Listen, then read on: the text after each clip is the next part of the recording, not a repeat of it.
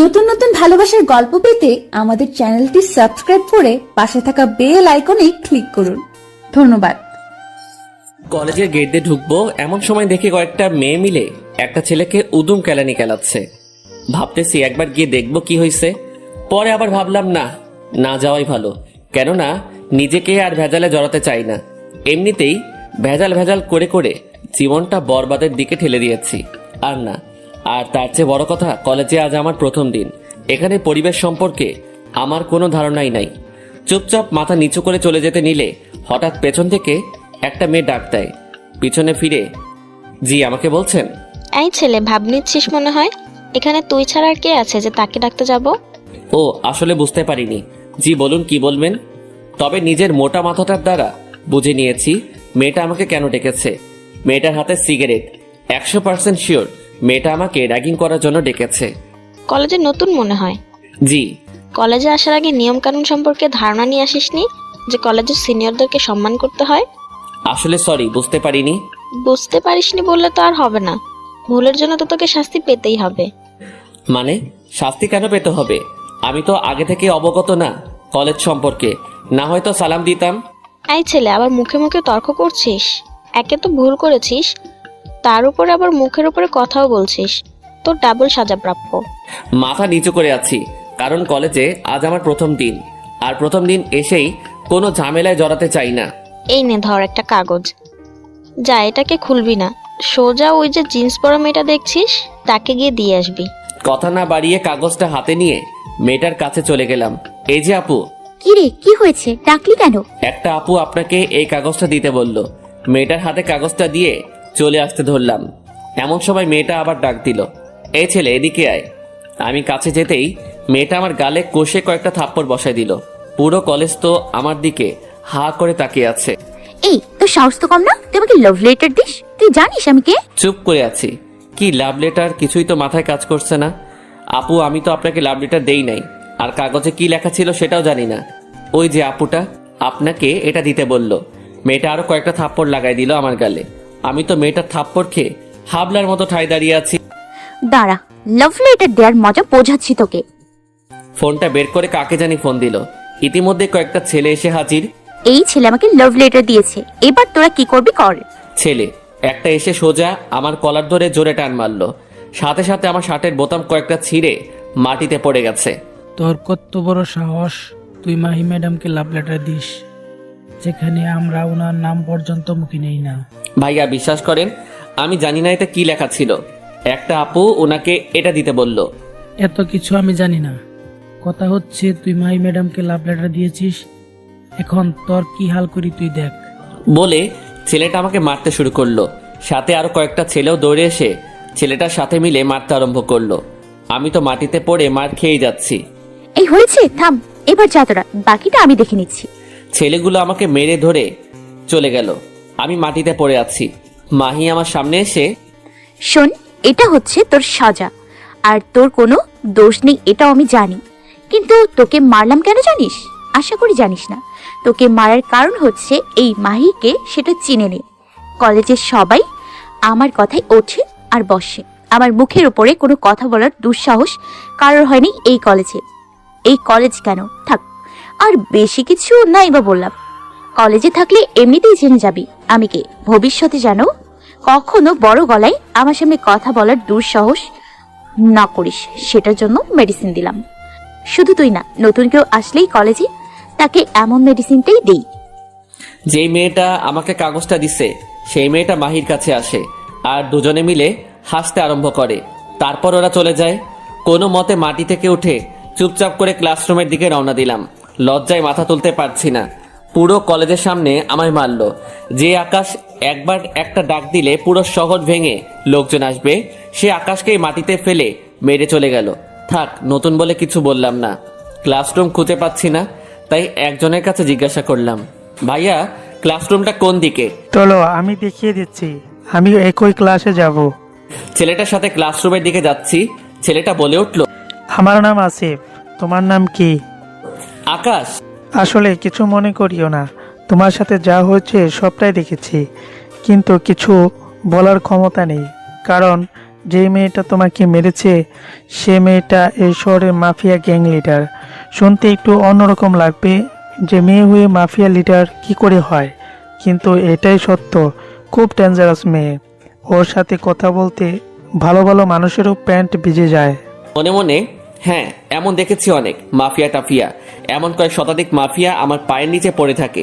দুনিয়াটা কেমন সেটা পরিদর্শন করতে বের হয়েছি, কে পাওয়ারের কেমন অপব্যবহার করে। তারপর দুজনে মিলে ক্লাসে চলে গেলাম। আমি অনার্স 3য় বর্ষের ছাত্র। মানুষের কোলাহল থেকে একটা নিরিবিলি জায়গায় এসেছি যাতে করে পড়ালেখাটা ভালোভাবে শেষ করতে পারি। বাবা মারা যাওয়ার আগে শেষ একটা ওয়াদা করিয়ে গিয়েছিল যে পড়ালেখা করে মানুষের মতো মানুষ হব। সেই লক্ষ্য নিয়েই নতুন কলেজে এসেছি, পুরান কলেজ পেলে, কারণ সেখানে আমার পড়াশোনা কোনো দিনই হবে না, কারণ পরিবেশটা অন্যরকম। সর্বদা দাঙ্গা ফাসাদ নিয়ে পড়ে থাকে সকলে, তাই এই শহরে চলে এসেছি। কিন্তু শহরের মানুষগুলাও যে একই রকম সেটা আর বুঝতে বাকি নাই। ক্লাসরুমে ঢুকে চুপচাপ বসে আছি। স্যার এখন আসে নাই। সবাই আমার দিকে বাঁকা চোখ করে করে দেখছে, কারণ একটু আগে যে ধোলাই খেয়ে এসেছি। আমার পাশে আসিফ বলল, আকাশ, মন খারাপ করিও না। সবাই তোমার দিকে যেমন করেই তাকাক না কেন, আমি তোমাকে বন্ধুর চোখেই দেখবো। Thank you. একটু পর স্যার ক্লাসে এসে, শুনলাম আজ মাফি নাকি নতুন কাউকে র্যাগিং করেছে আর তাকে নাজেহাল ভাবে মেরেছে। সে কে? সবাই আমার দিকে আঙুল দিয়ে দেখিয়ে দিল। আমি মাথা নিচু করে তাকিয়ে আছি। তোমার নাম কি? আমার নাম আকাশ। থাক বাবা, বাদ দাও, যা হয়েছে বাদ দাও। মাফিকে তোমার মতো কোনো ক্ষমতা এই কলেজের কারো নাই। এই কলেজের কেন, পুরো শহরের কারো নাই। আর তুমি ওর থেকে একটু দূরে দূরে থেকো। এমন সময় মাহি ক্লাসে ঢুকে পুরো গ্যাং নিয়ে, তার মধ্যে কাগজ দেওয়া মেয়েটাও আছে। কি স্যার, আমার নামে কি গুণগান গাওয়া হচ্ছে নাকি? স্যার ভয় চুপ করে আছে। গুণগানই যেন হয়, বদনাম করলে শরীর থেকে মাথা আলাদা করে ফেলবো। তারপর সবাই ক্লাসে বসলো। মনে মনে ভাবে, কিরে কাগজ দেওয়া মেয়েটা না বলেছিল মেয়েটা সিনিয়র, তাহলে আমাদের ক্লাসে কি করে? দূর, মাথায় কাজ করছে না। স্যার ক্লাস থেকে বের হন, আজ ক্লাস করতে হবে না। স্যার মাহির এক কথায় ভয় বেরিয়ে গেল। আমি আর আসিফ চুপ করে ক্লাসে বসে আছি। মাহি আর ওর পুরো গ্যাং ক্লাসটাকে মাথায় তুলে ফেলছে। এমন সময় প্রিন্সিপাল আসে। মাহি, আজ নাকি স্যারকে ক্লাস করতে মানা করেছো? হ্যাঁ মানা করেছি তো। গুরুত্বপূর্ণ ক্লাসগুলো এভাবে অবহেলা করলে পরীক্ষায় পাশ করবে কিভাবে? এই টাকলা, তুই তো কথা বলিস কোন সাহসে? হ্যাঁ, প্রিন্সিপাল স্যার ভয় চলে যায়। মাহিরা আবার হই হুল্লোড় শুরু করে ক্লাসে।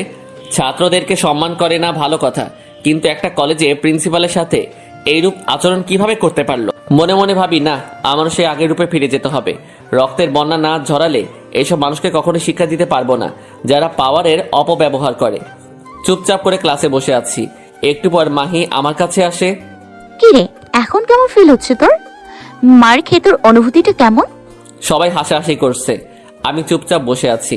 এখন লাউড হওয়া যাবে না, কয়েকটা দিন যাক, তারপর কত বড় মাফিয়া সেটা দেখে নিব। কি রে, কথা বলছিস না কেন? আবার মার খাওয়ার ইচ্ছে আছে নাকি? আমি আমার মতো চুপ করে আছি। প্লিজ তোমরা ওকে ছেড়ে দাও। ওর সাথে তোমরা আর কিছু করিও না। বেচারা আজ প্রথম এসেই মার খেলো। এই ছাগলের 4 নাম্বার বাচ্চা, তোর মুখে দেখে বুলি ফুটেছে। তোরও কি মার খাওয়ার শখ আছে নাকি? হ্যাঁ, যে ওর হয়ে ওকালতি করছিস? আসিফ ভয়ে চুপ হয়ে গেল। আমাকে যে কাগজ দিয়েছিল সেই মেয়েটা বলে, আরে মাহি ছাড় তো, বাদ দে। যা মার খেয়েছে এরপর কখনো তোর সামনে কথা বলার মতো দুঃসাহস করবে না। এলিনা, তুই ঠিক বলেছিস। যে কাগজ দিয়েছিল ওই মেয়েটার নাম এলিনা। তারপর ওরা ক্লাসরুম থেকে বের হয়ে যায়, আর আমি আর আসিফও ক্লাসরুম থেকে বের হয়ে আসি, কারণ আজ ক্লাস হবে না। মাহি একবার বলে দিয়েছে, এরপর আর কারোর ক্ষমতা নাই যে মাহির কথার অবজ্ঞা করে ক্লাস করাবে। আচ্ছা চলো আমরা ওই দিকটায় গিয়ে বসি। আচ্ছা চলো। আসিফ আর আমি একটা নিরিবিলি জায়গায় বসে আছি। এমন সময় একটা মেয়ে আসে। মেয়েটার নাম নাফিসা। মেয়েটা আসিফের বন্ধু। আসিফ আমার সাথে মেয়েটার পরিচয় করিয়ে দিল। বাহ, ভালোই লাগছে। প্রথম দিন এসেই দুজন বন্ধু বানিয়ে ফেললাম। আচ্ছা আকাশ, তোমার বাসা কোথায়? তুমি থাকো কোথায়? আর তোমার বাসায় কে কে আছে? আসলে আমার বাসা চট্টগ্রামে, তবে এই শহরে একটা বাসা ভাড়া করে থাকি। আর আমার বাসায় কে কে আছে বলতে, মা, ছোট বোন আর আমি। বাবা মারা গিয়েছে বেশ কিছু বছর আগে। ও সরি। আরে সরি বলার কিছুই নেই। আর আমরা তো ফ্রেন্ড নাকি? ফ্রেন্ডদের মধ্যে সরি টরি এইসব চলে না। ফ্রেন্ড, তবে পুরোপুরি না। একটা জিনিসের কমতি আছে, সেটা হচ্ছে তুমি করে বলা, যেটা ফ্রেন্ডশিপে চলে না, তুই ছাড়া। আচ্ছা তুই করেই বলবো। আচ্ছা আকাশ, মাহি মেয়েটা আজ তোকে এভাবে মারলো, তুই কোনো প্রতিবাদ করলি না কেন? কিভাবে করব বল? সে নাকি মাফিয়া টিমের লিডার, ওর কথায় পুরো শহর কাঁপে। এত কিছুর পর কিভাবে প্রতিবাদ করব বল? আর তার থেকে বড় কথা, কলেজে নতুন এসেছি, আজ এইমাত্র কিভাবে করব? বেশ কিছু সময় আড্ডা দিয়ে বাসায় চলে আসলাম। ফ্রেশ হয়ে খাবারটা খেয়ে মাত্র বিছানায় পিঠটা লাগিয়েছি, এমন সময় ছোট ভাই নাসিম ফোন করে আর বলে, ভাই একটু আগে নাকি মাফিয়ার ছেলেরা শহরে আসা কয়েকটা ছেলেকে বেহেরাম ভাবে মারে, যেখানে আমার ছোট ভাইও ছিল। মেরে সব কয়টাকে তাদের সাথে করে নিয়ে গেছে। ধুর, যত চাই এসব থেকে নিজেকে দূরে রাখবো ততই আরো সেই দিকে ইনভলভ হচ্ছি। আচ্ছা যা, টেনশন করিস না, রাতের মধ্যে তোর ভাইকে ওরা ছেড়ে দিবে। ফোন কেটে ইয়াসিনকে ফোন দিলাম। ইয়াসিন, ক্রু কোড 11, যেটা নাসির ভাইয়ের সাথে কথা বলার পরবর্তী কোড, যেটা আমি আর উড়ি ছাড়া কেউ জানে না। তুই ফোন দিয়ে বল শহরের মাফিয়ার ছেলেরা নাকি নাসিমের ছোট ভাইকে ধরে নিয়ে গেছে, তাদেরকে যেন ছাড়িয়ে নিয়ে আসে। না হয় আমার মাথা যদি গরম হয়, শহরে কোনো মাফিয়া থাকবে না। আচ্ছা ভাই, আমি এখনই নাসির ভাইকে বলতেছি। নাসিরের কথায় পুরো শহরে মাফিয়ারা কাজ করে। আমার মাথায় কাজ করতেছে না। মাফিয়া মাফিয়া বলে যে এত লাফালাফি করতেছে, এই মাফিয়ার আসল বসকে তারা যদি জানতো তাহলে জায়গায় মলমূত্র ত্যাগ করত।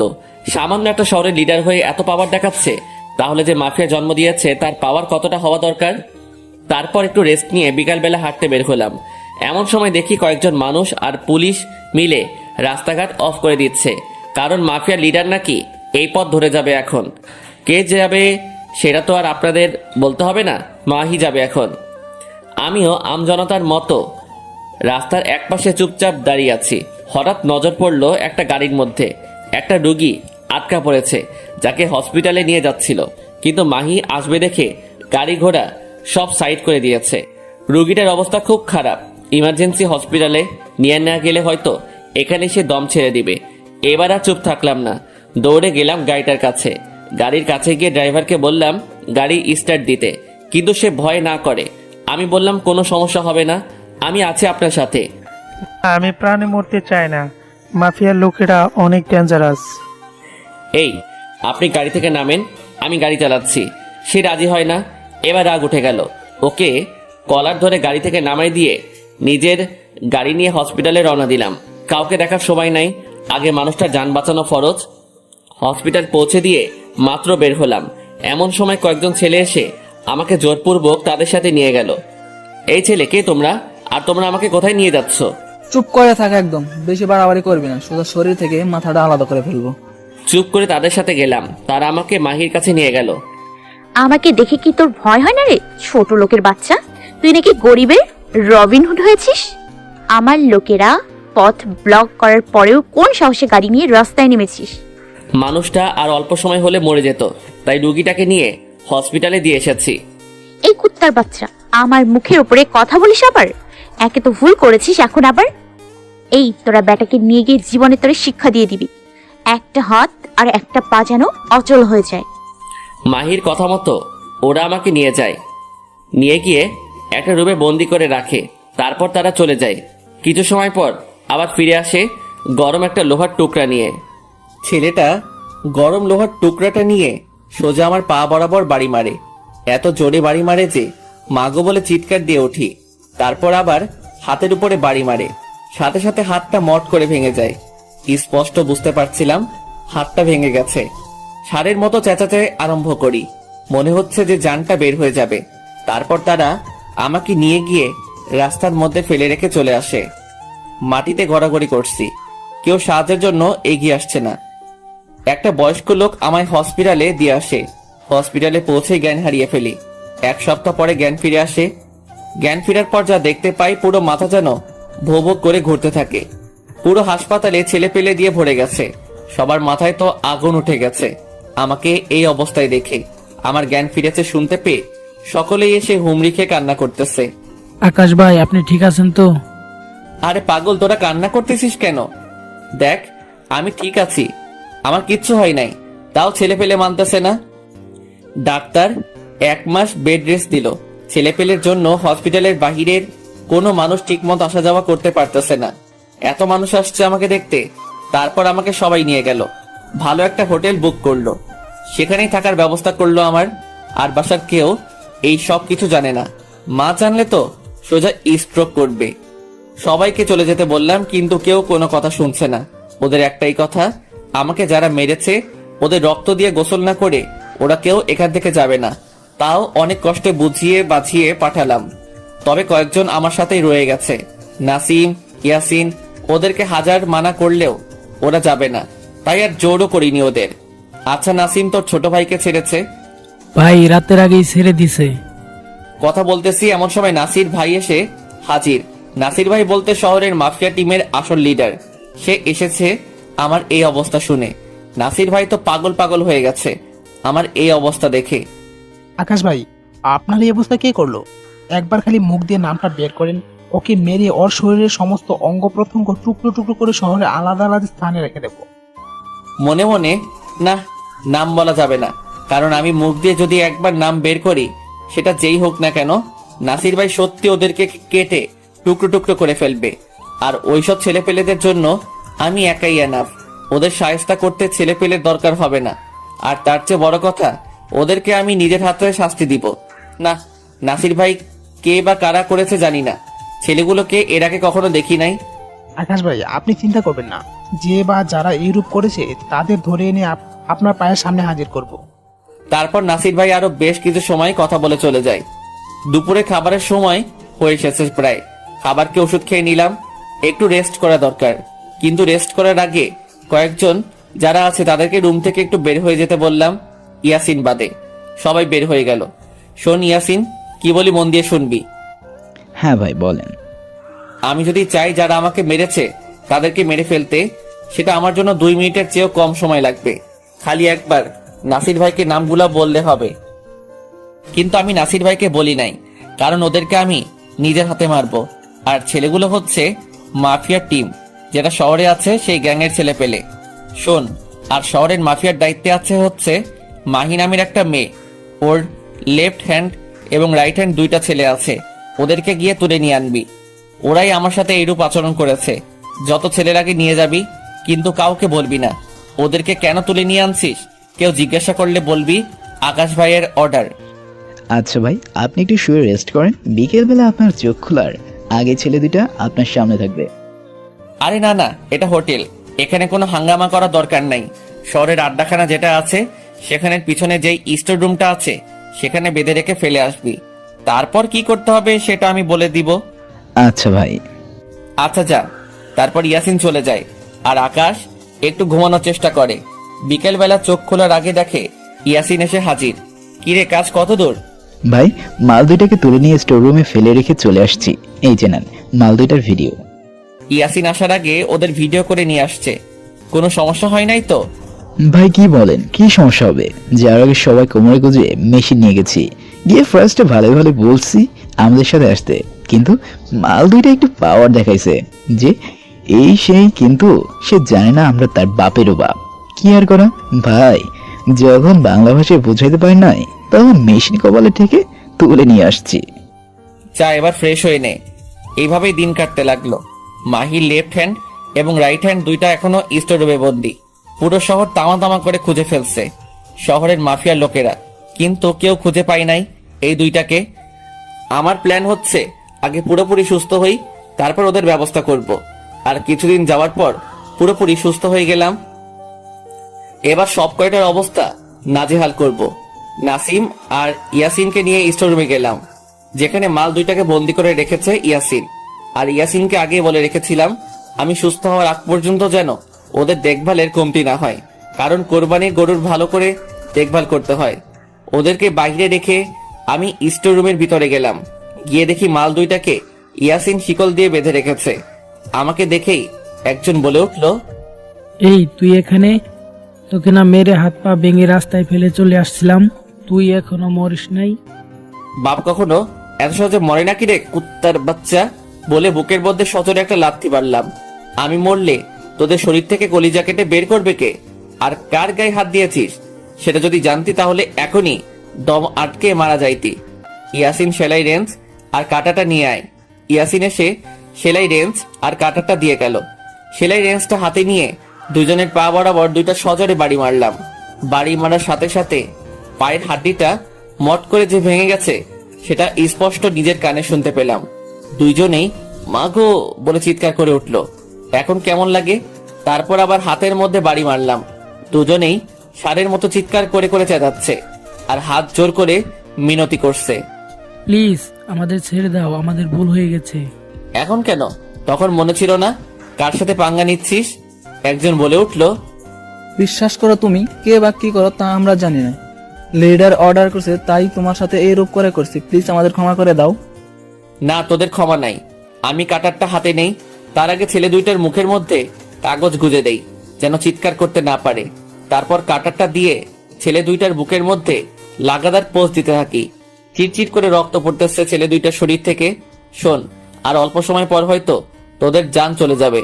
তার আগে আমার পরিচয়টা তোদের দিয়ে দেই, হয়তো তোদের মরার জন্য আহসান হবে।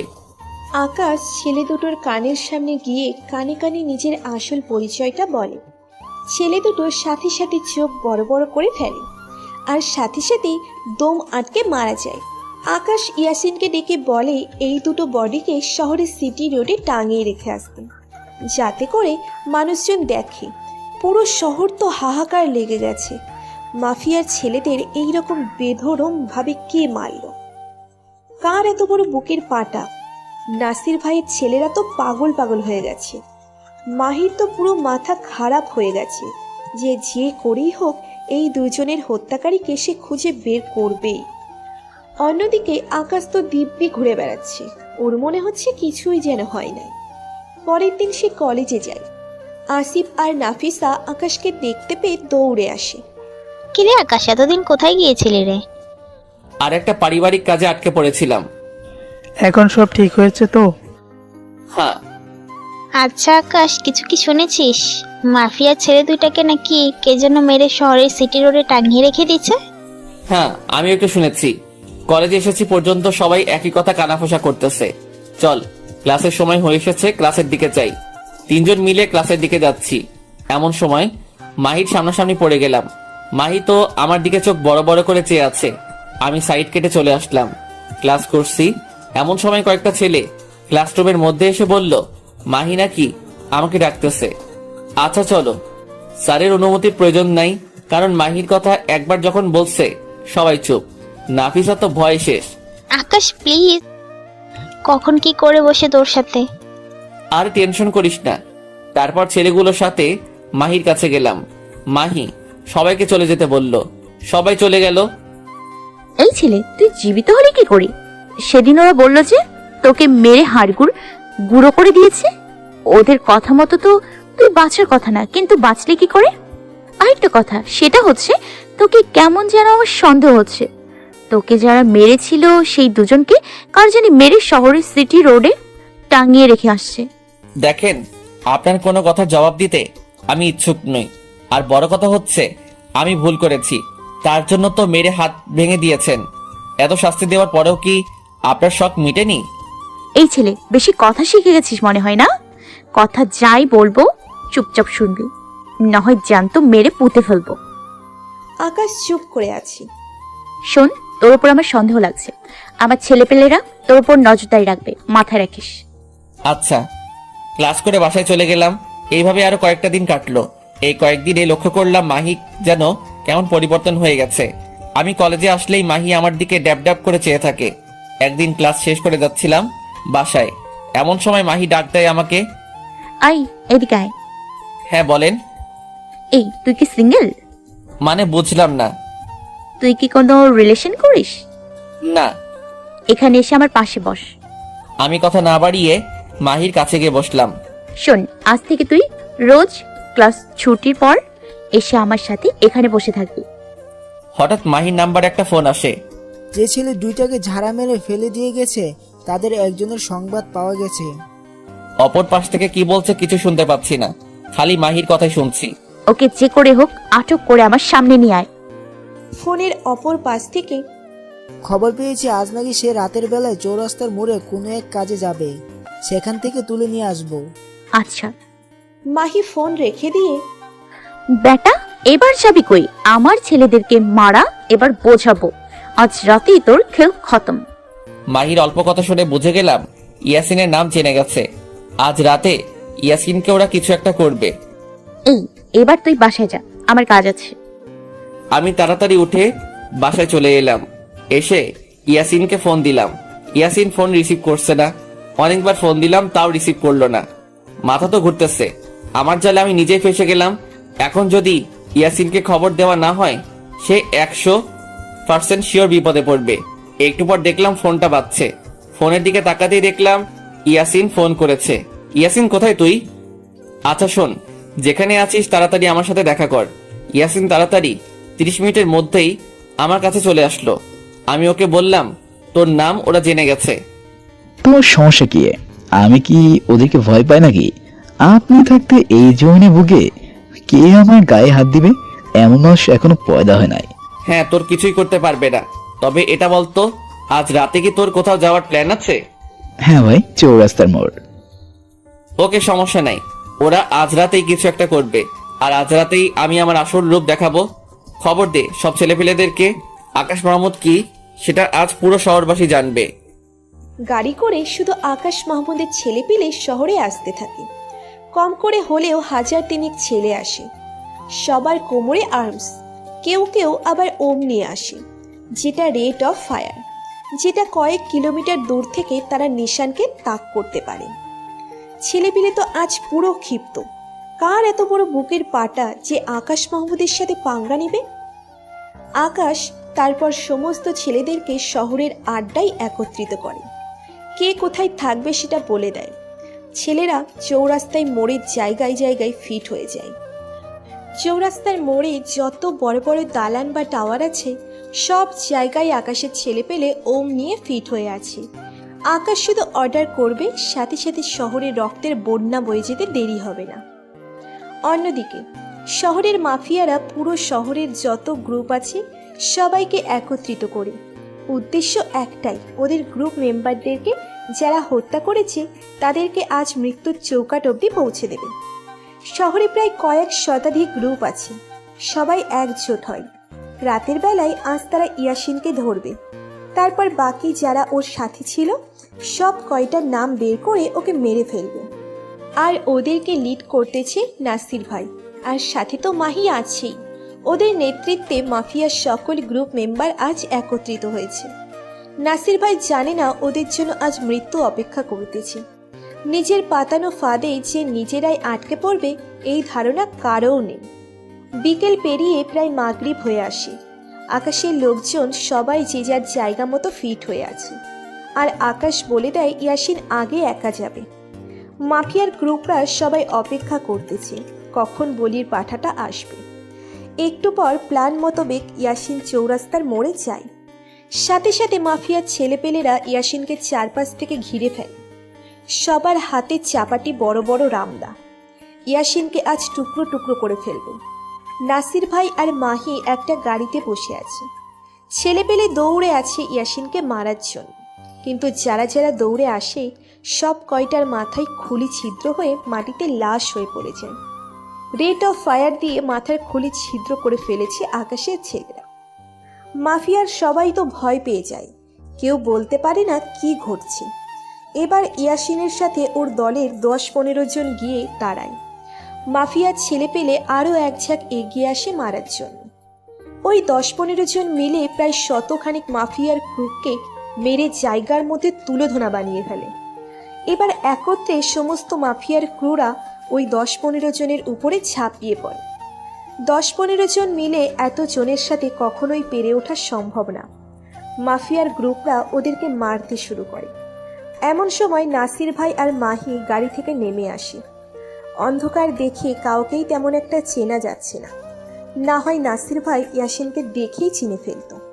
নাসির ভাই ইয়াসিনের বুকের মধ্যে সজোরে একটা লাথি মারে। কুত্তার বাচ্চা, তোর কত বড় সাহস আমার ছেলেপেলেদের গায়ে হাত দিস? তোদের বুক থেকে আজ কলিজা ছিঁড়ে বের করে ফেলবো। এই সব কয়টাকে গাড়িতে তুলে নিয়ে যা। নাসির ভাই আর মাহি গাড়িতে উঠতে যাবে, এমন সময় সামনের দিকে তাকিয়ে দেখে কয়েক হাজার ছেলে পেলে বড় বড় আর্মস হাতে নিয়ে দাঁড়িয়ে আছে। শুরু হয়ে যায়। তারা মাত্র সংখ্যায় কয়েক শতাধিক। আর যারা বড় বড় আর্মস নিয়ে দাঁড়িয়ে আছে ওরা সংখ্যায় কয়েক হাজার।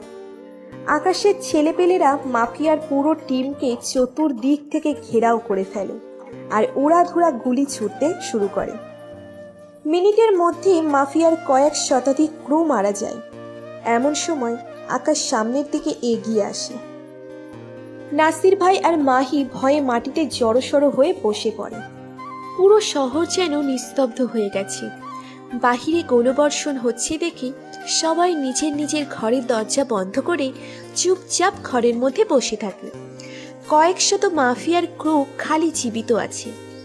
সবাই নিজের প্রাণ বাঁচানোর ভয়ে উপরওয়ালার কাছে প্রার্থনা করতে আরম্ভ করে। আকাশ অনেক আগেই লক্ষ্য করেছে এখানে নাসির ভাই আছে, তাই সে তার দিকে এগিয়ে যায়। কোথা থেকে যেন এক ফোঁটা আলোক রশ্মি এসে আকাশের মুখের উপরে পড়ে। মাহি তো আকাশকে দেখে তাজ্জব হয়ে যায়, আর নাসির ভাই চোখ বড় বড় করে আকাশের দিকে তাকিয়ে আছে। আকাশের ছেলেপেলেরা তো প্রচণ্ড রকমের ক্ষিপ্ত হয়ে গেছে, সব কয়টাকে এখানেই মেরে ফেলবে। নাসির ভাই দৌড়ে গিয়ে আকাশের পায়ে পড়ে যায়। আকাশ ভাই, আপনি আমাকে মাফ করে দেন। বিশ্বাস করেন, আমি জানতাম না ছেলেগুলো আপনার ছেলে পেলে ছিল, না হয় কখনোই ওখানে আসতাম না। মাফিয়ার ক্রু সবাই হা করে ওদের লিডারের দিকে তাকিয়ে আছে। কি করছে কি ওদের লিডার, আর কেই বা এই লোক? মাহি তো রীতিমতো একটার পর একটা অবাক হয়েই যাচ্ছে। আরে নাসির ভাই, কি করছেন কি? পা ছাড়েন, আপনি আমার বয়সে অনেক বড় ভাই। না ভাই, আমি আপনার পা ছাড়বো না। আপনি আগে বলেন আমায় মাফ করে দিয়েছেন। ভাই প্লিজ পাটা ছাড়েন। ভাই আপনার উপরে কোনো রাগই নাই আমার যে মাফ করার মতো কোনো কিছু থাকবে। উঠেন এবার। নাসির ভাই আকাশকে জড়িয়ে ধরে কান্না করে দেয়। নাসির ভাই, তবে একটা জিনিস, সেটা হচ্ছে শহরের মাফিয়ার ক্রুরা এতটা বাজে আর এতটা নিকৃষ্ট যার কোনো তুলনা হয় না। পাওয়ারের অপব্যবহার কাকে বলে সেটা শহরের মাফিয়াদের না দেখলে বুঝতেই পারতাম না। ভাই, শহরের মাফিয়ারা পুরো মাফিয়া টিমের নামটাই ডুবিয়ে দিল, আর আমি ওই দিন আপনাকে ইচ্ছে করেই ওদের হুলিয়া বলিনি, কারণ আমি দেখতে চেয়েছিলাম শহরের মাফিয়াদের কার্যকলাপ। ভাই, আপনার কাছে আমি হাত জোর করে ক্ষমা চাচ্ছি। এমন ধরনের ভুল আর কখনোই হবে না। তারপর নাসির ভাই মাহির কাছে যায় আর ওর গালে কয়েকটা কষিয়ে থাপ্পড় বসিয়ে দেয়। এই মেয়ে, তুই জানিস এই আকাশ মাহমুদকে? কার সাথে পাঙ্গা নিয়েছিস তুই? হ্যাঁ, মাহি চুপ করে আছে। আজ যদি আমি না থাকতাম, তোরা আজ এখান থেকে কেউ জীবিত ঘরে ফিরতে পারতি না। তোরা যে মাফিয়ার পাওয়ার নিয়ে চলিস, এই সেই আকাশ মাহমুদ যে পুরো ওয়ার্ল্ডের মাফিয়ার বস, যার উপরে কোনো মাফিয়ার বস নাই। তার এই তৈরি করা এই মাফিয়া গ্যাং, আর আজ তোরা তার সাথে পাঙ্গা নিয়েছিস।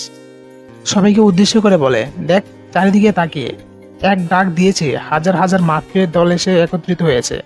মাফিয়া লিডার হওয়ার পরেও তার কোনো বড়াই নেই, কিন্তু তোদের এত পাওয়ার আসলো কোথা থেকে? সবাই তো এই কথা শোনার পর মাথায় হাত দিয়ে ফেলে। মাহি তো মনে হয় এখনই মাটি ছেদ করে জমিনে ঢুকে যাবে এমন কথা শোনার পর। আকাশ সবার উদ্দেশ্য করে বলে, আজ থেকে কেউ যদি পাওয়ারের অপব্যবহার করেছ, সোজা তার জীবনটা কেড়ে নিব। আর এবারের মতো সবাইকে ক্ষমা করে দিলাম। আর এই যে লেডি মাফিয়া, আপনাকে চাইলে এখনই মেরে মাটি চাপা দিয়ে দিতে পারি, কিন্তু তা করলাম না, কারণ অপরাধ করলে তাকে সুযোগ দিতে হয় শুধরানোর জন্য। আমিও তাই করলাম। পরবর্তীতে এমন কিছু চোখে পড়লে সোজা মেরে বালি চাপা দিয়ে দিব। সেদিনের পর থেকে পুরো শহরবাসী আকাশ মাহমুদকে এক নামে চিনে গেছে, কিংস অফ মাফিয়া। আর যাদেরকে মেরে ফেলেছে সবাইকে আকাশের ছেলেপেলেরা গুম করে ফেলেছে। পরের দিন আকাশ আবার আগের ন্যায় ক্লাস করতে যায়। পুরো কলেজ যেন আকাশের দিকে হা করে তাকিয়ে আছে। আকাশকে সেটা পুরো কলেজ জেনে গেছে। ক্লাস করে বাসায় যাবে এমন সময় এক ইয়ার সিনিয়র একটা মেয়ে আকাশের কাছে আসে, ওর সাথে ফ্রেন্ডশিপ করতে চায়। হঠাৎই কোথা থেকে জানি মাহি এসে ঠাস করে থাপ্পড় মারে মেয়েটাকে। আকাশ তো হা করে তাকিয়ে আছে মাহির দিকে। মেয়েটা মাহির ভয়ে থাপ্পড় খেয়ে সোজা হেঁটে চলে যায়। এই ছেলে, সমস্যা কি? হ্যাঁ, কই কিসের সমস্যা? আমার তো কোনো সমস্যা নাই। তোমাকে না বলেছিলাম ক্লাস শেষ করে আমার সামনে বসে থাকতে? আর ওই মেয়ের সাথে কিসের ফ্রেন্ডশিপ? মনে মনে কালকের পর থেকে মাহির কথা বলার ধরন অনেকটা পরিবর্তন হয়ে গেছে। কেন আমি তোমার সাথে বসে থাকতে যাব? আর আমি কার সাথে ফ্রেন্ডশিপ করব সেটা কি তুমি ঠিক করবে? দুজনই এখন তুমি তুমি করেই কথা বলে। আমি বলেছি তাই আমার সাথে বসবা। হ্যাঁ, আর আমি ঠিক করব কে তোমার সাথে ফ্রেন্ডশিপ করবে। আসছে। মাহি আকাশের হাতটা ধরে জোর করে কালকের স্থানটাতে নিয়ে যায়। আকাশ তো পুরো হা হয়ে আছে মেয়েটার আচরণ দেখে। দেখো, আমি যা বলি খোলামেলা বলি, ঘুরিয়ে পেঁচিয়ে বলার অভ্যাস আমার নেই। দেখো, আমি আমার ভুলের জন্য ক্ষমা চাচ্ছি। তুমি কে সেটা আমি জানতাম না, না জেনেই তোমার সাথে এত কিছু করে ফেলেছি। আমার কাজের জন্য আমি সরি। কিন্তু একটা কথা যেটা অপ্রিয় সত্য, সেটা হচ্ছে এই কয়েকদিনে তোমার জন্য মনের কোনো এক কোণে জায়গা হয়ে গেছে। তোমায় হয়তো ভালোবেসে ফেলেছি। দেবে কি আমায় একটা সুযোগ? আরে আরে, কি মাথা খারাপ হয়ে গেছে নাকি তোমার? পাগলের মতো যা তা বলছো। ভালোবাসা কি এত সহজ? শোনো, আর যাই হোক না কেন, তোমার মতো মেয়েকে ভালোবাসা যায় না। কারণ তোমার মধ্যে মনুষ্যত্বের কোনো ছিটে ফোঁটাও নেই। দেখে এসেছি এতদিন ধরে কলেজে কি রূপ আচরণ করেছো সবার সাথে, আর বিশেষ করে আমার সাথে যা করেছো সেটা তো কোনো দিনই ভুলবার মতো নয়। দেখো, তুমি তোমার মতো থাকো, আমি আমার মতো থাকবো। প্যারা দিতে আসবা না আমাকে একদম। গেলাম আমি, বলে উঠে চলে যাই। এই আকাশ, শোনো প্লিজ। কে শোনে কার কথা? আকাশ উঠে চলে গেছে। মাহি মনে মনে ভাবে, কি মনে করেছিস তুই নিজেকে? তোকে আমি ভালোবাসতে যাব? হ্যাঁ, হয়তো তুই মাফিয়ার কিং, কিন্তু আমি কে সেটা তুইও জানিস না। তোকে জমের বাড়ি পাঠানোর জন্য আমাকে নিযুক্ত করা হয়েছে। তোকে জমের বাড়ি পাঠিয়ে আমি দম নিব। এতদিন সুযোগে ছিলাম মাফিয়ার আসল কিং কে সেটা জানার জন্য, কিন্তু কোনোভাবেই সন্ধান বের করতে পারছিলাম না। কিন্তু শেষমেশ এসে বলি পাঠান নিজেই ধরা দিল। কিন্তু ওকে যে লাইনে আনতে পারলাম না। না, যে করেই হোক ভালোবাসার মায়াজালে ওকে ফাঁসাতেই হবে। অন্যদিকে মাহি, তোমাকে প্রথম দেখাতেই আমার মনে ধরে গেছে, কিন্তু তোমার দুষ্কর্মের জন্য মনের মধ্যে তোমাকে নিয়ে একটা ঘৃণা কাজ করছে। না হয় তোমায় কখনোই ফিরিয়ে দিতাম না। আর আমি না, তোমাকে কেউই ফিরিয়ে দিবে না। কারণ তোমার মতো সুন্দরী মেয়েকে যে ঠুকরাবে সে নেহায়েত বোকামি করবে।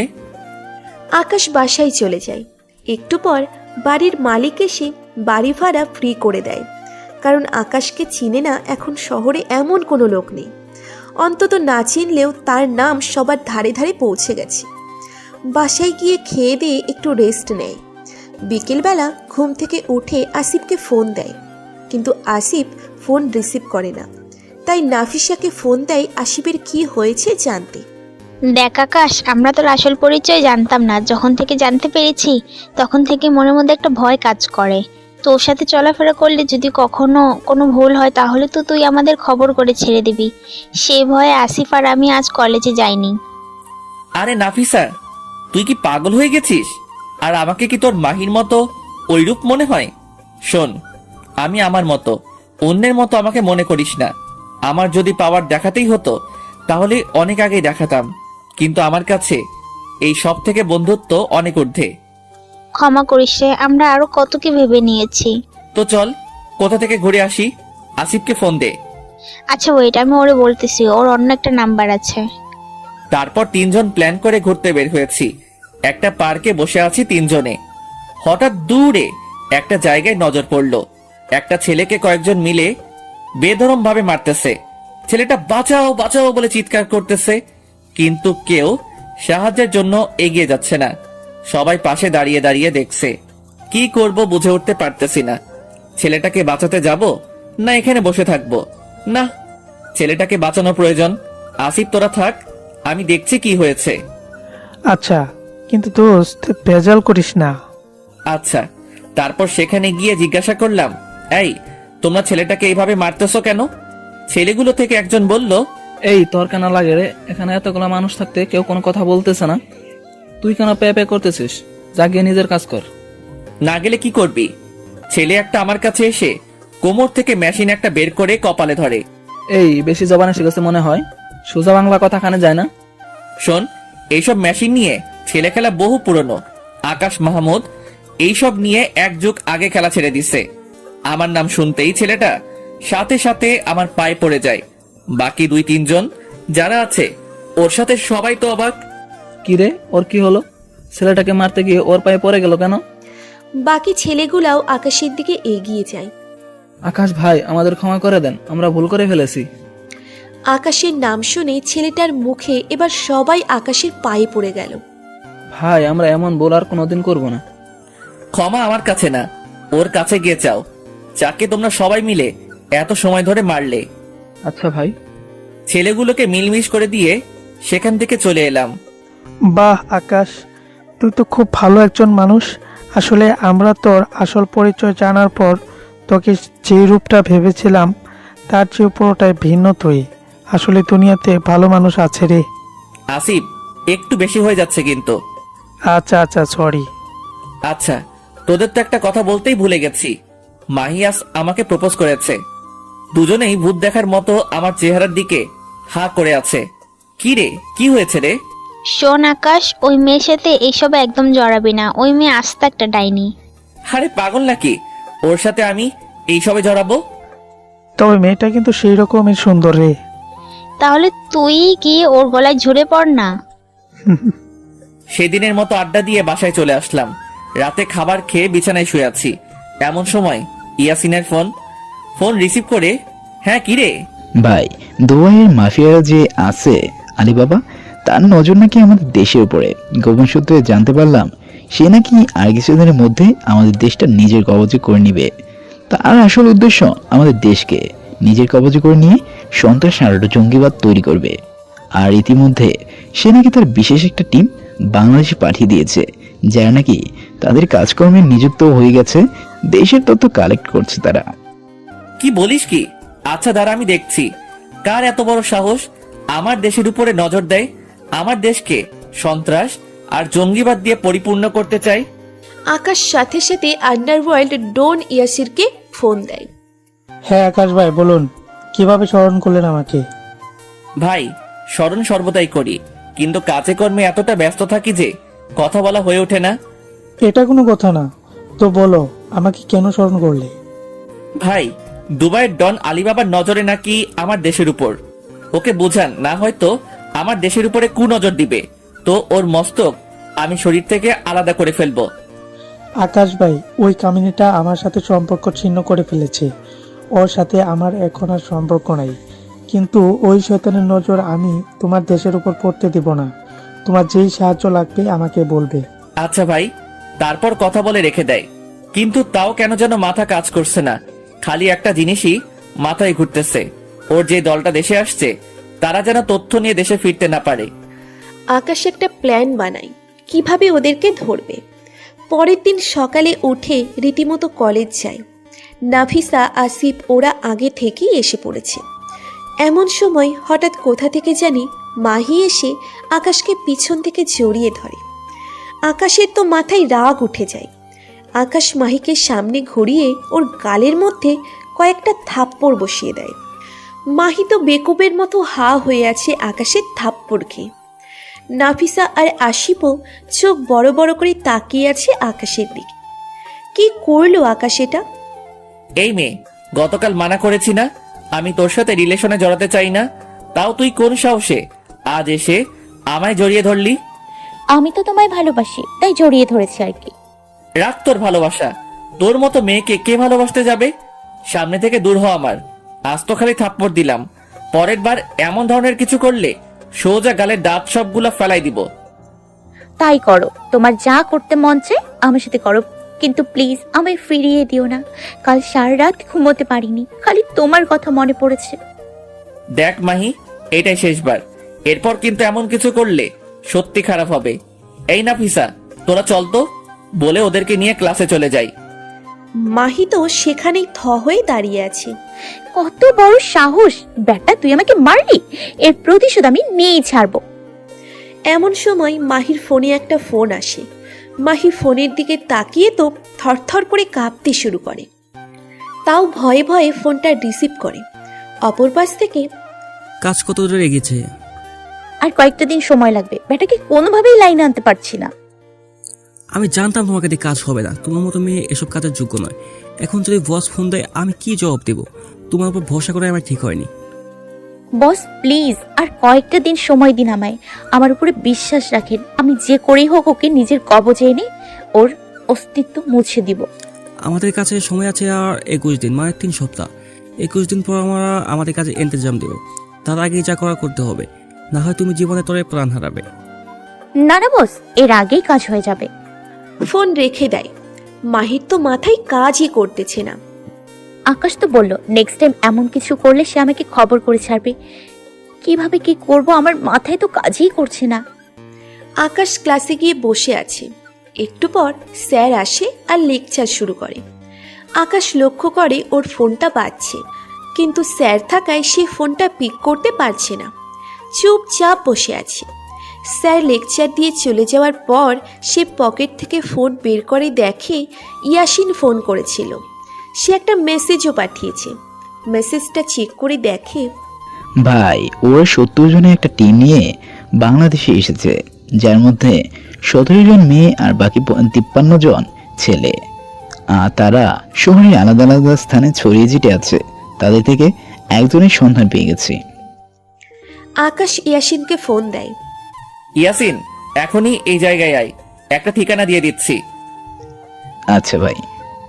আকাশের ক্লাস না করে কলেজ থেকে বের হয়ে যায়। জায়গা মতো গিয়ে আকাশ অপেক্ষা করছে। একটু পর ইয়াসিন আসে। জাসুসটাকে তুলে নিয়েছিস? না ভাই, ওর পিছনে লোক লাগিয়ে রেখেছি। ওর দ্বারাই বাকি আরো 2-1জনকে যদি ধরতে পারি। হ্যাঁ, গুড। শোন, রাতের মধ্যে তুলে নিবি ওকে। আর এই পুরো ঘটনাটা টিমের কাউকে শেয়ার করবি না, যে আলিবাবা দেশে হামলা করবে। আচ্ছা ভাই।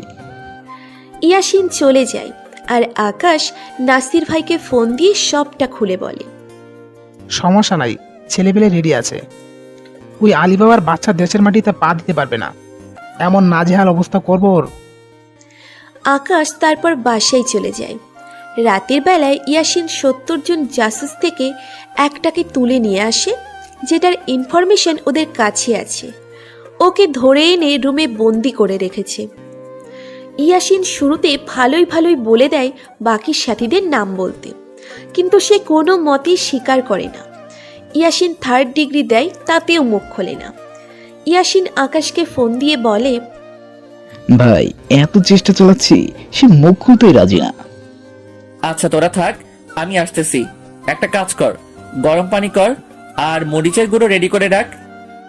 আকাশ 30 মিনিটের মধ্যে সেখানে চলে যায়। ভাই সব রেডি।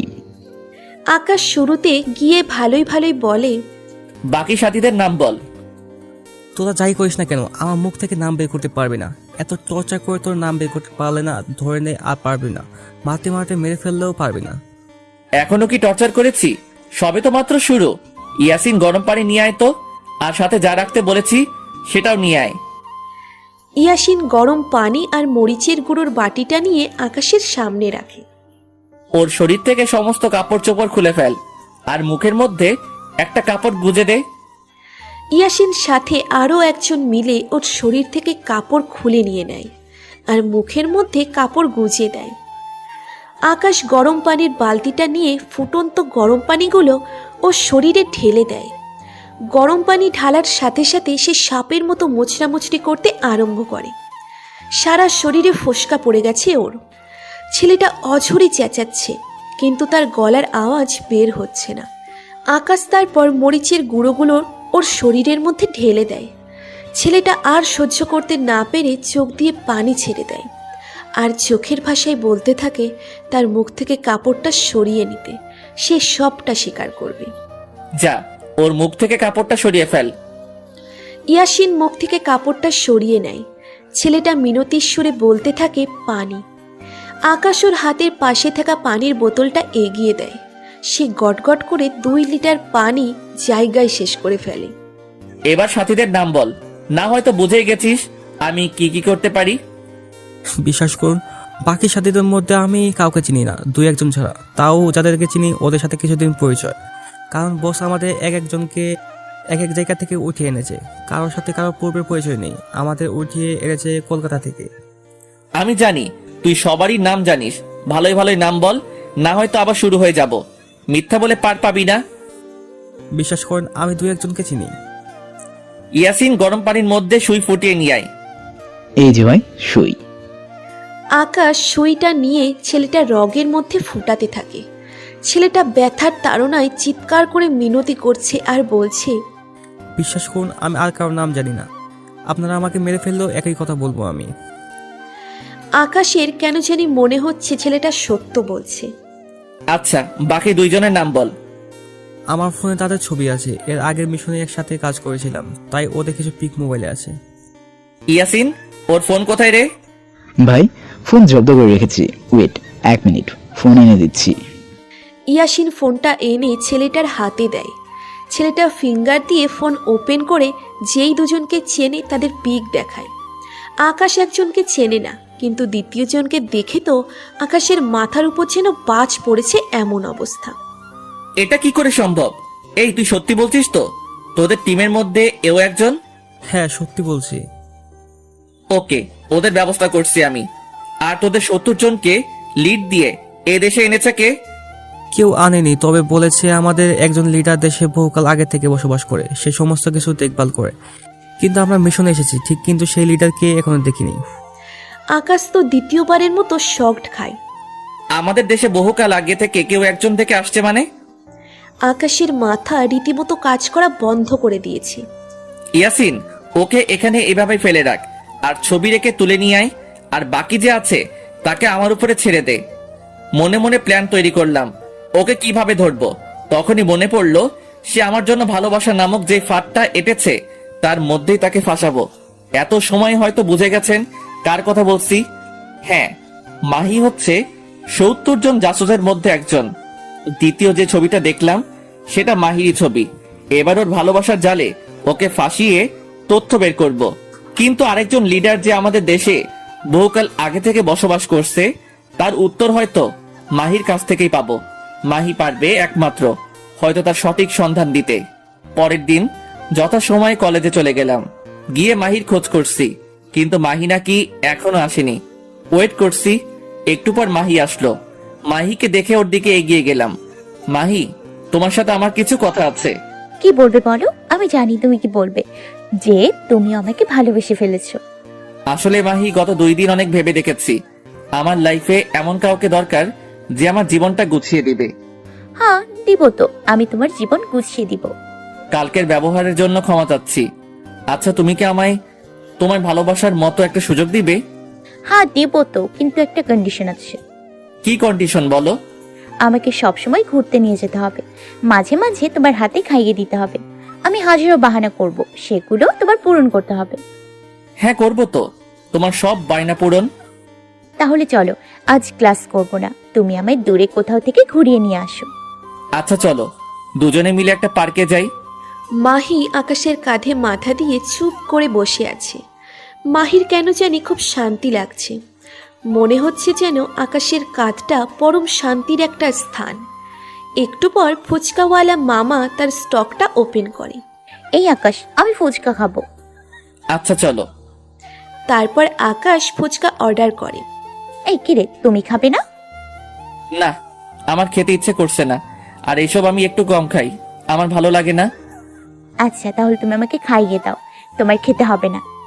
মাহিকে খাইয়ে দিচ্ছি, ইচ্ছা করছে না ওর মতো ছলনাময়ীকে নিজের হাতে খাইয়ে দিতে। ইচ্ছে করছে ফুচকার সাথে বিষ মিশিয়ে দিয়ে ওকে মেরে ফেলি।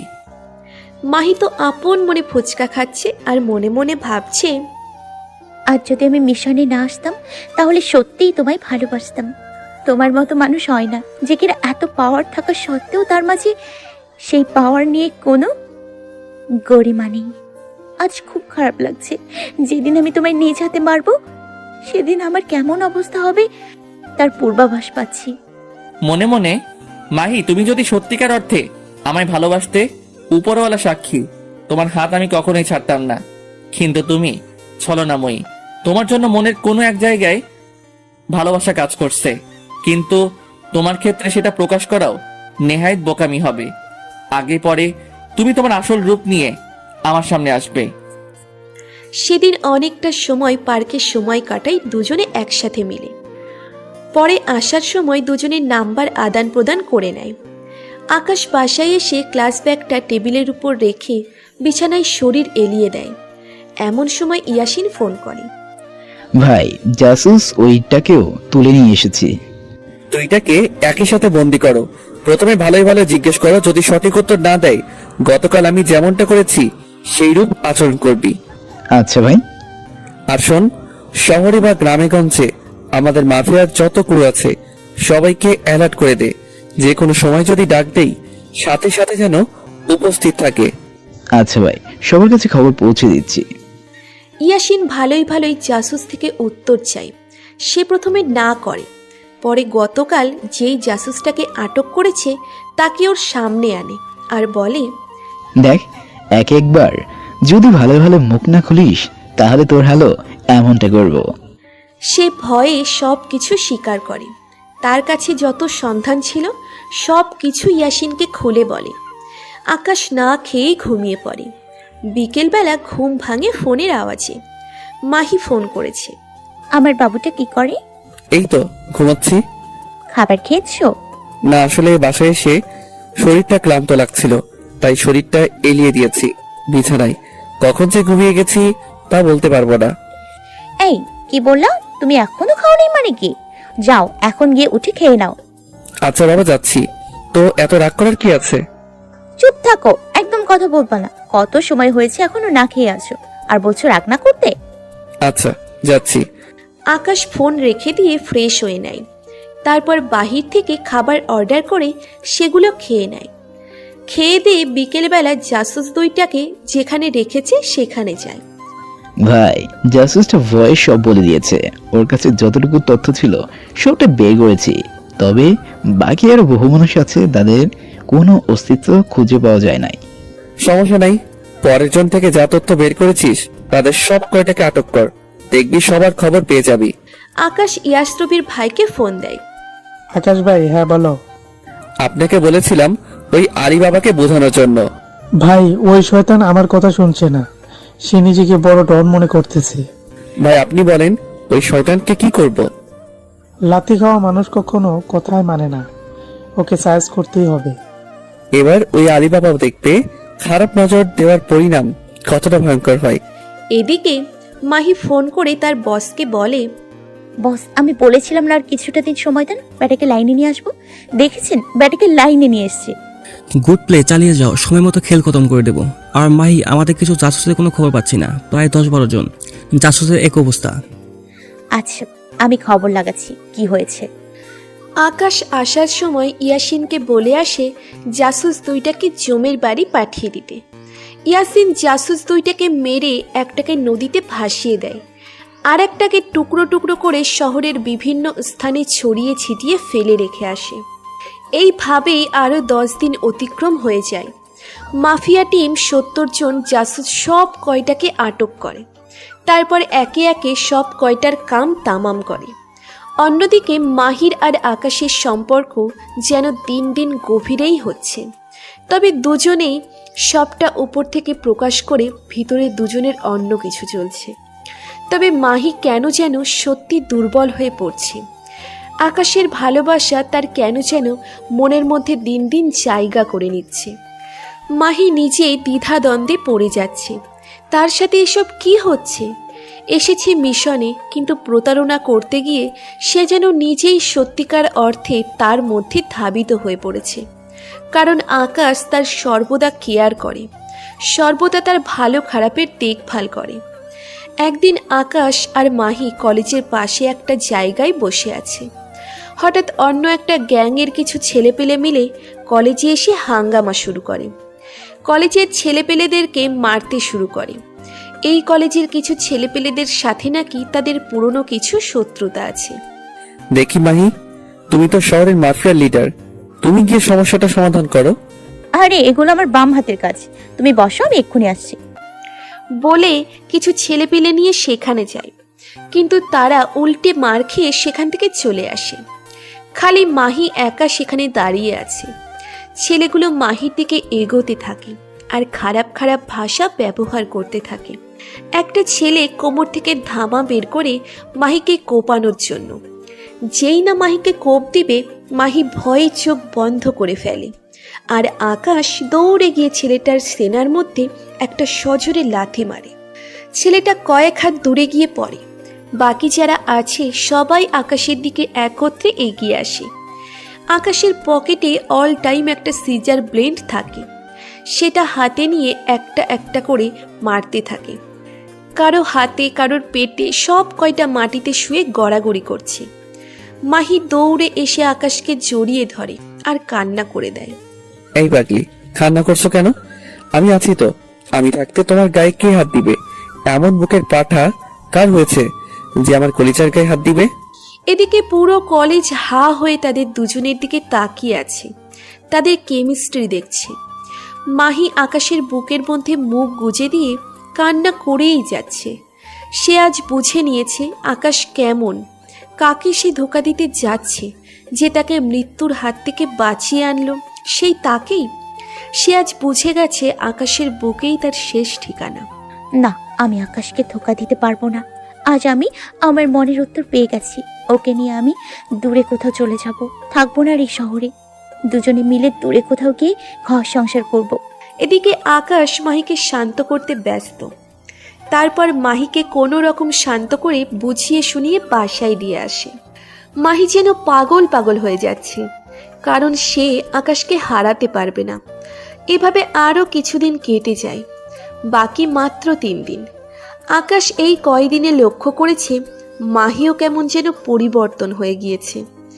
আকাশ যে সময়টা ওর সাথে থাকে সেই সব সময় আকাশের সাথে ছায়ার মতো লেগেই থাকে, আর দূরে থাকলে সর্বদা ফোন দিয়ে খোঁজ খবর নেয়। সকাল থেকে মাহির ফোনে ওর বস ফোন করছে, কিন্তু সে ভয়ে ফোন রিসিভ করছে না। সে বসকে কি বলবে, আর সে আকাশকে ধোকা দিতে চায় না। বস বেশ কয়েকবার ফোন দেয়, না পারাতে ফোন রিসিভ করে। কি সমস্যা মাহি? এত সময় ধরে ফোন দিচ্ছি, ফোন রিসিভ করছো না কেন? বস, একটু সমস্যায় ছিলাম, আকাশ আমার সাথে ছিল, তাই ফোন রিসিভ করিনি। মিথ্যে বললাম। ও শুনো, হাতে আর বেশি সময় নেই। তোমার ফোনে একটা ঠিকানা টেক্সট করব আমি, তখন তুমি আকাশকে ফুসিয়ে ফাঁসিয়ে আমার টেক্সট করার ঠিকানার মতো চলে আসবা। যদি কোনো কারণে এদিক ওদিক হয়, জানোই তো তোমার মায়ের অপারেশন হবে না টাকার কারণে। মাহি কি করবে কিছুই মাথা কাজ করছে না।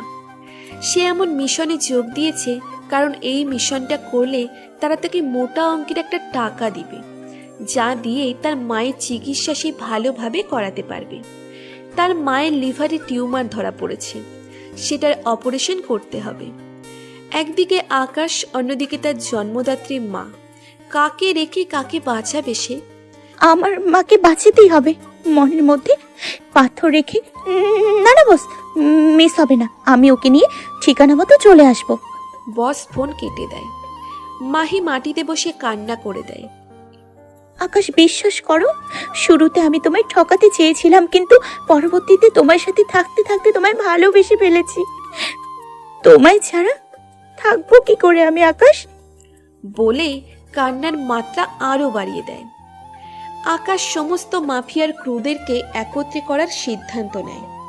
অন্যদিকে আলিবাবা পরিপূর্ণভাবে প্রস্তুত। আজ বাদে কাল সে বাংলাদেশে হামলা করবে। তারপর বাংলাদেশটাকে সে তার নিজের দখলে করে নিবে, আর সে এই দেশে গড়ে তুলবে সন্ত্রাস আর জঙ্গিবাদ। সে এখনো জানে না তার জন্য কাল অপেক্ষা করছে। তার মৃত্যু ওই কালের হাতেই লেখা আছে।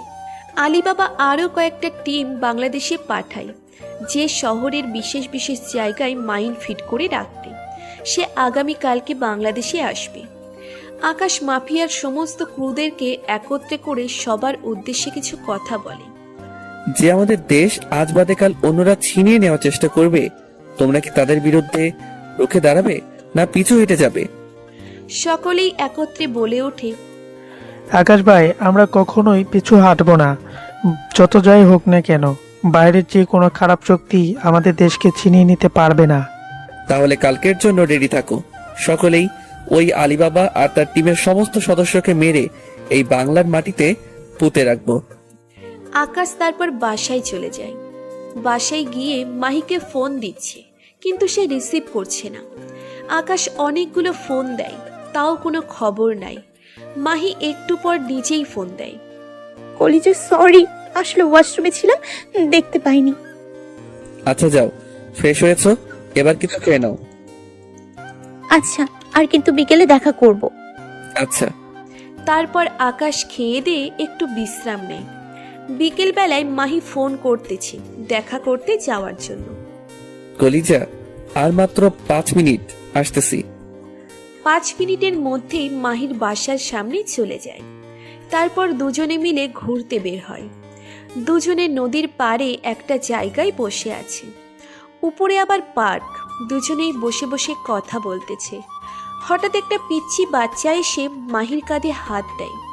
বাচ্চাটার হাতের মধ্যে একটা বল। আন্টি, আমার সাথে খেলা করবা?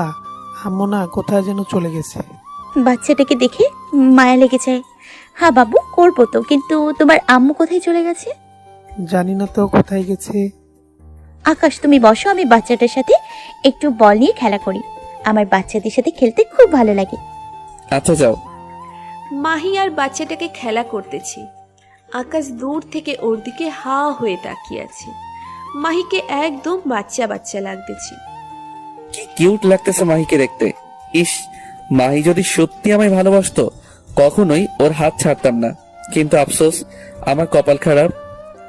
আকাশ হঠাৎ লক্ষ্য করে মাহির ব্যাগে থাকা ফোনটা বাজছে। আকাশ প্রথমে চিন্তা করে মাহিকে ডাক দিবে কিনা। পরে আবার ভাবলাম, না থাক, মেয়েটা খেলতেছে খেলুক, ফোনটা লাগাতার বেড়েই যাচ্ছে। ভাবলাম ফোনটা আমি রিসিভ করব, কিন্তু ফোনটা হাতে নিতেই কেটে গেল। ফোনের স্ক্রিনে নাম্বারটা চেক করলাম, কে ফোন দিয়েছে। দেখলাম বস দিয়ে সেভ করা নাম্বারটা। এটা দেখে তো 1000 ভোল্টের একটা ঝটকা খেলাম। আবার একটু পর একটা মেসেজ আসলো বস নাম্বারটা থেকে। কালকে আকাশকে নিয়ে মদিনা টাওয়ার পিছনে যে বাড়িটা আছে সেখানে চলে আসবা।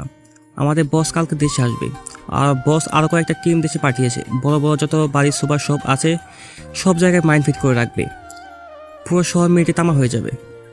এমনিতেই আকাশ একটা ঝটকার মধ্যে আছে। তার উপরে এমন মেসেজ দেখে ওর পায়ের নিচ থেকে যেন মনে হয় মাটি সরে গেছে। আকাশ ভাবতেছে এখন কিভাবে কি করবে সে তো এখন সব জেনে গেছে। সে মনে মনে একটা প্ল্যান সাজিয়ে ফেলে। একটু পর বাচ্চাটার মা এসে কান্নাকাটি শুরু করে দেয়। আল্লাহ, আমার বাচ্চা পড়ে। বাচ্চাটাকে দেখে তো চাপটে ধরে কান্না শুরু করে। এই যে এখন কেন কান্না করছেন? বাচ্চাকে রেখে এদিক সেদিক যখন যান তখন মনে থাকে না বাচ্চার কথা? আসলে আমি কোথাও যাই নাই, সে খেলতে খেলতে হুট করে আমার নজর এড়িয়ে এখানে চলে এসেছে। যাই হোক, বাচ্চার দিকে একটু ভালো করে নজরদারি রাখবেন। বাচ্চাটাকে নিয়ে ওর মা চলে যায়। মাহি এসে আকাশের পাশে বসে। কলিজা, আমার কেন জানি খুব ভয় করছে। কেন জানি মনে হচ্ছে তুমি আমার লাইফ থেকে চিরতরে হারিয়ে যাবা। মনে মনে নিজেই তো প্রতারণা করতেছো। থেকে বা হারিয়ে যাওয়ায় কি বা আসা যাবে? কেন তোমার এমন কেন মনে হয় যে আমি হারিয়ে যাব? জানি না, কেন জানি খুব ভয় করতেছে। আচ্ছা কলিজা, তোমার একটা হাত দাও তো।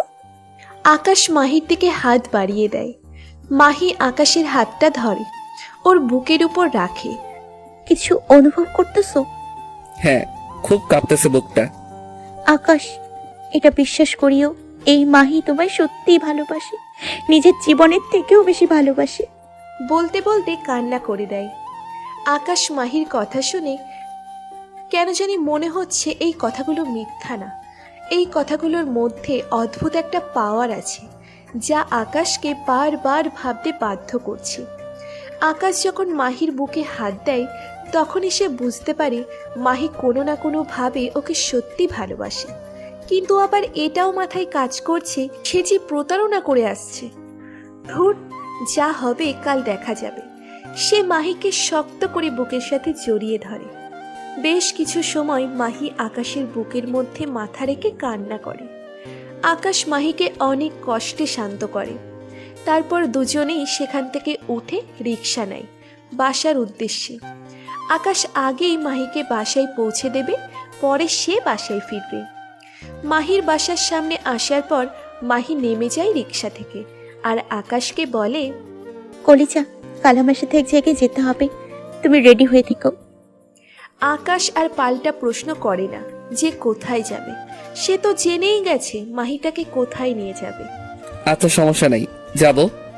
আকাশ বাসায় না গিয়ে সোজা রিক্সা নিয়ে ওদের টিমের আসল পাওয়ার পয়েন্ট যেটা সেখানে চলে যায়। সেখানে ইয়াসিন আরও অনেক ক্রু মেম্বাররা আছে। সে ইয়াসিন আর যারা এখন মজুদ আছে সবাইকে নিজের প্ল্যানটা বলে। ইয়াসিন তো কোনো মতেই রাজি না যে আকাশ একা যাবে। তার কথা হচ্ছে সেও যাবে তার সাথে। ইয়াসিন, সমস্যা নাই, আমি তো আর একা যাব না। আমি যাওয়ার কিছু সময় পর একটা সিগন্যাল পাঠাবো তোর ফোনে, বা যদি সিগন্যাল পাঠাতে না পারি তাহলে 30 মিনিট ওয়েট করবি, পরে সোজা হামলা করবি। আগে থেকে তোরা পুরো এলাকাটাকে ঘেরাও করে ফেলবি। আচ্ছা ভাই। আর শোন, ওরা শহরের সমস্ত বড় বড় যত বাড়ি বা টাওয়ার আছে সব জায়গায় মাইন ফিট করবে, সেগুলো ডিফিউজ করার ব্যবস্থা কর। ইয়াসিন আকাশের কথা মতো ক্রু মেম্বারদেরকে আলাদা আলাদা করে কাজে পাঠিয়ে দেয়। সমস্ত কিছু প্ল্যান করা শেষ। আকাশ বাসায় চলে আসবে তার আগেই সে নাসির ভাইকে ফোন দেয়, কিন্তু ফোন বন্ধ আসছে বারবার। আকাশ তো কিছুই বুঝে উঠতে পারছে না।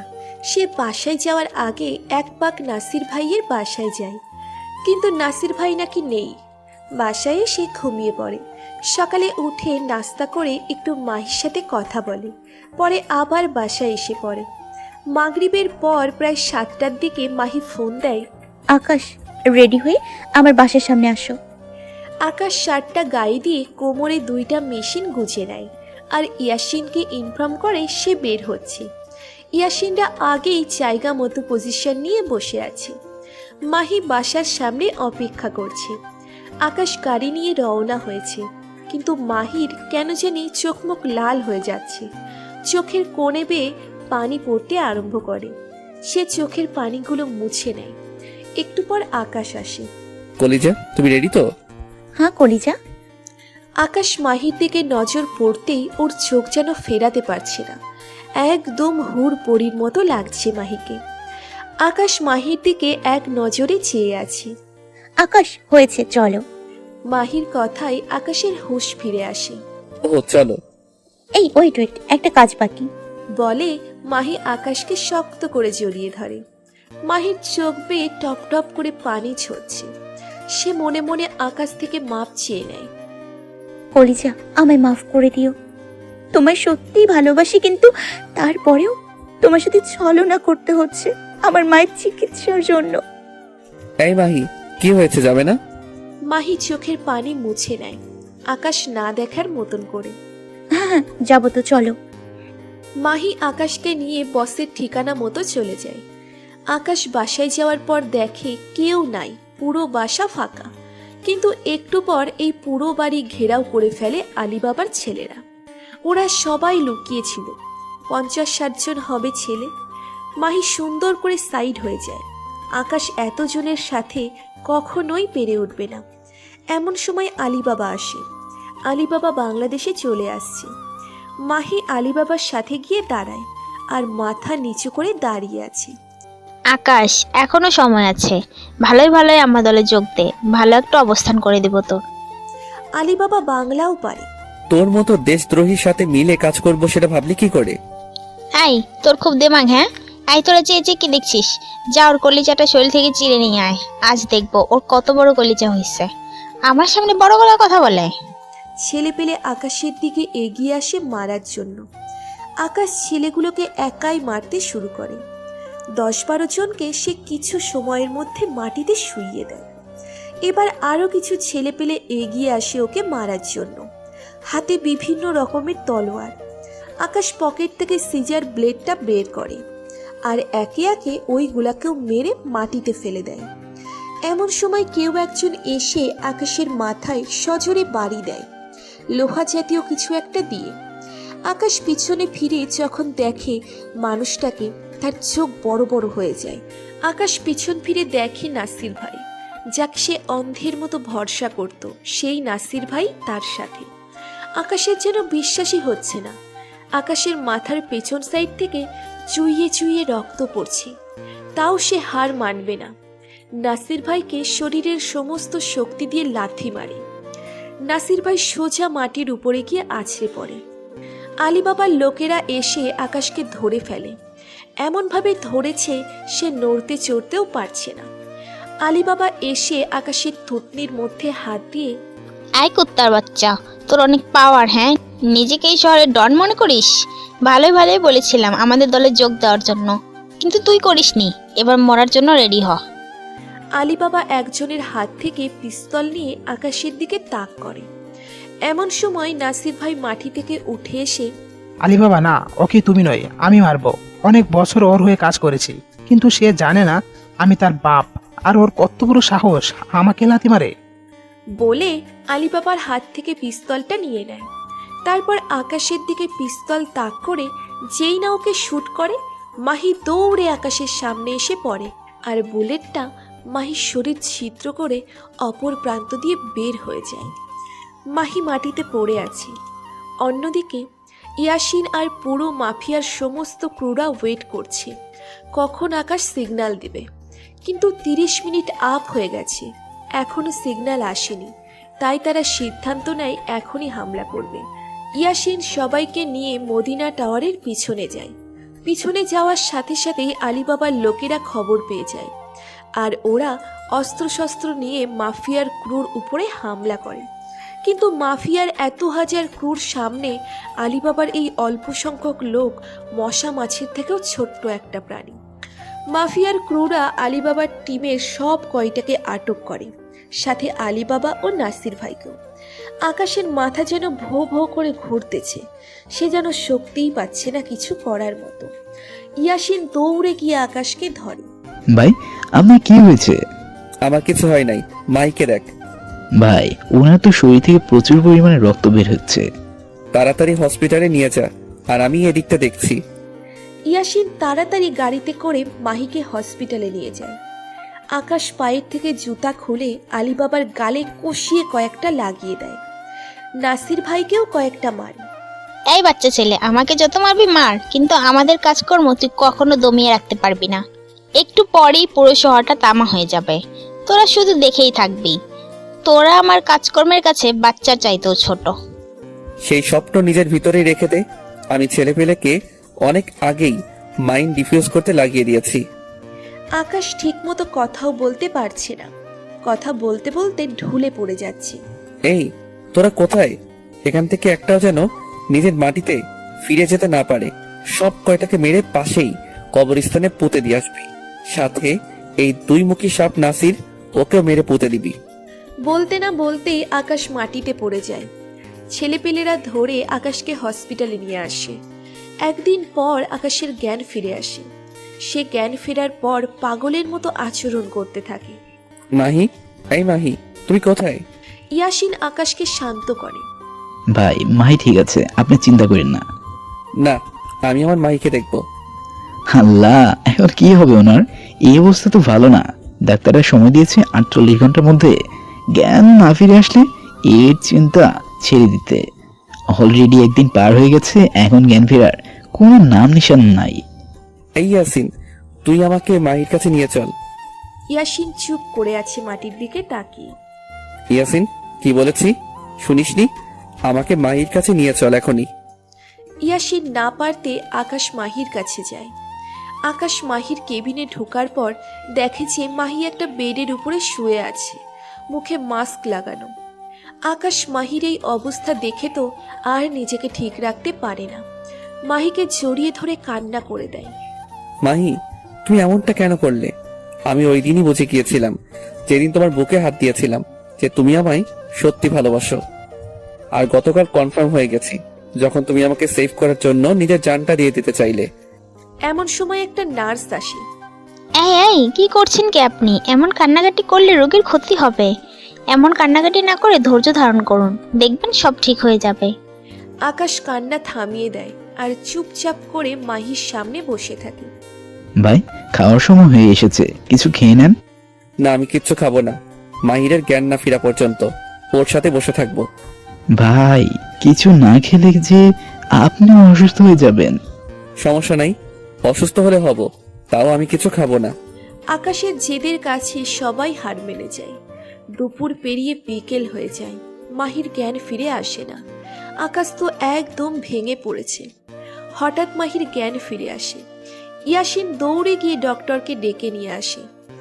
ডাক্তার এসে সমস্ত কিছু চেক আপ করে। না, সব ঠিক আছে, এখন আর কোনো বিপদের আশঙ্কা নেই। মাহির জ্ঞান ফিরতেই দেখতে পায় আকাশ তার পাশে বসে আছে। মাহি বেডে শুয়েই কান্না করে দেয়। সে কোন মুখ নিয়ে আকাশের সাথে কথা বলবে? সে কোন মুখ নিয়ে আকাশের সামনে যাবে? এই কলিজা, কান্না করছো কেন? হ্যাঁ, আমি জানি আমার কলিজাটা আমাকে সত্যি ভালোবাসে, আর আমিও আমার কলিজাটাকে সত্যি ভালোবাসি। বিশ্বাস করো, আমার মায়ের জন্য শুধুমাত্র এমনটা করেছি। আমার কাছে অত টাকা নেই যে আমার মায়ের চিকিৎসা করাবো, তাই বাধ্য হয়ে এই পথ বেছে নিয়েছি। মাহিকে জড়িয়ে ধরে, এই বাবু চুপ করো, যা হয়েছে হয়েছে, তোমার মায়ের চিকিৎসা আমি করাবো। মাহিকে কিছুদিন হসপিটালে রেখে আকাশ তারপর মাহিকে নিয়ে ওর বাড়িতে চলে যায়। বাড়ি বলতে আকাশের মায়ের কাছে, ওদের আসল ভিটেমাটি যেটা সেখানে। আকাশের মা তো মহা খুশি, একদিকে ছেলে এসেছে, অন্যদিকে ছেলে তার পছন্দের মানুষকে নিয়ে এসেছে। আকাশের মাও চাচ্ছিল আকাশের বিয়ে করিয়ে দিতে। যাক, এবার আমার ছেলের বিয়ে দিব আমি। আকাশের মার বেশ পছন্দ হয়েছে মাহিকে। বিয়ের সময় ঠিক হয়, তার আগে আকাশ মাহির আম্মুকে দেশে নিয়ে এসে ট্রিটমেন্ট করায়। মাহির আম্মুও সুস্থ হয়ে যায়। ধুমধাম করে আকাশ আর মাহির বিয়ে হয়। দুজনেই তো মহা খুশি, দুজনেই সংসার জীবন শুরু করে। মাহি এখনো আগের মতোই আছে, কলেজে গেলে গুন্ডামি মাস্তানি করে, তবে সেটা আকাশের জন্য। কোনো মেয়ে যদি আকাশের দিকে চোখ দেয় বা ওর সাথে কথা বলতে আসে, তাহলে মাহি তার 12টা 13টা 14টাও বাজিয়ে দেয়। আর আকাশ এখনো নিজের কাজকর্ম ইন্তজাম দিয়ে যাচ্ছে। আলী বাবার মৃত্যুর পর দেশে এখনো কেউ নজর দিতে 10 বার চিন্তা করে না, কারণ সবাই জেনে গেছে দেশের মধ্যে একটা বাঘ আছে। নজর দিলেই শরীর থেকে মস্তকটা আলাদা করে ফেলবে। 1 বছর পর আকাশ আর মাহির সংসার আলোকিত করে একটা ফুটফুটে রাজকন্যা হয়। আকাশ আর মাহি এখন খুব ব্যস্ত তাদের রাজকন্যাটাকে নিয়ে। এমন হাসি খুশি ভাবেই আর একটা ঘটনার সমাপ্তি ঘটল।